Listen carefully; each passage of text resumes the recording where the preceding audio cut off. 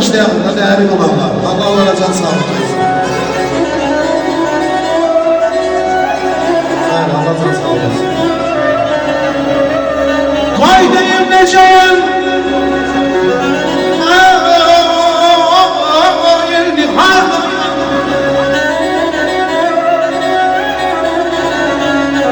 Geçen dilimizde intizar,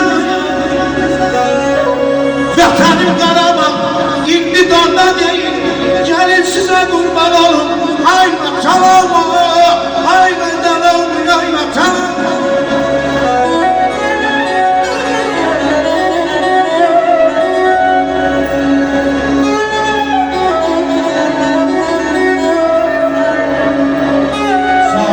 Kardeşimiz var o.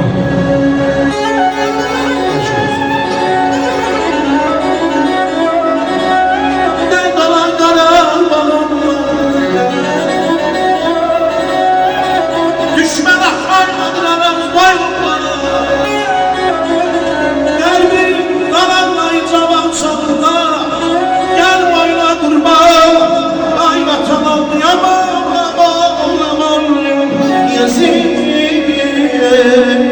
Azerbaycan ya, Azerbaycan.